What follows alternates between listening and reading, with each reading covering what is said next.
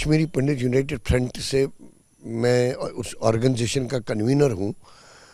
آج ہمیں بڑی خوشی ہوئی جب ہم نے صبح کا اخبار میں یہ پڑھا, اور کل بھی کچھ باتیں چل رہی تھی کہ ندی مرگ میں جو 24 ہتھیائیں ہوئی تھی 2003 میں, تو وہ ری اوپن ہو گیا کیس. ہمیں بہت خوشی ہوئی ہے کہ law is taking its own course and they could not, اس چیز کو وہ چھپا نہیں سکے. اتنی دیر ہوئی, اتنے دیر کے بعد بھی آج ہمیں ایک حوصلہ ہوا کہ قانون پر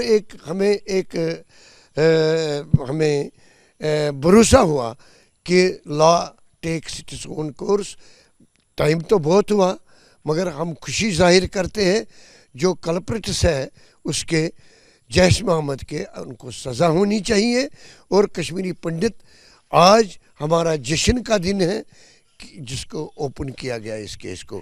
اور ہم جسٹس جو بھی ہیں, ہم نے جس نے یہ ری اوپن کروایا 14 کے بعد, ہم ان کو بھی شاباشی دیتے ہیں. یہ ایک بہت ہی ویلکم ڈیسیجن ہے. کم سے کم ایٹ لیسٹ 32 سالوں کے بعد گورنمنٹ اب جاگی ہے. تو یہ نادی مرگ کا قصہ تو یہ تو صرف ایک قصہ ہے. اس سے پہلے بھی وندہ دھماکہ بھی ہے, اور بھی جتنے بھی کلنگز کشمیری پنڈتوں کی ہوئی ہے ان سب کا کیس ری اوپن ہونا چاہیے. اس میں سلیکٹو کلنگز اس وقت بھی تھی, جیسے دوردرشن کے ڈائریکٹر ریڈیو دوردرشن شری لسا کول جی تھے, ٹیکا لال ٹپلو جی تھے, گنجو صاحب تھے. ایک کی جب فائل اوپن ہوگی تو لوگوں کو پتہ چلے گا کہ حقیقت کیا ہے, کہ جو حقیقت 32 سالوں سے چھپائی جا رہی ہے.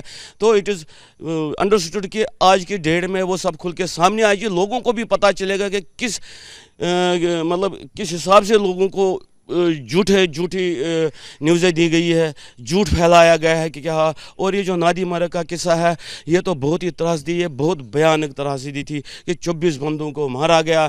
اور اس سمے گورنمنٹ بھی تھی. کیسے لوگوں نے اس کو الگ سے لوگوں نے کیسے ان کو بالکل ایک سیف پیسیج دے دی گئی آتنکوادی کے لیے, کہ کیسے ساتھ مل آ گئے اور ان کو بون دیا. اس میں بچہ بھی تھا, وہ 70 سال کی بڑھیا تھی. اس سے بڑا اور کیا ترازی. تو it is a welcome decision. So nice of you.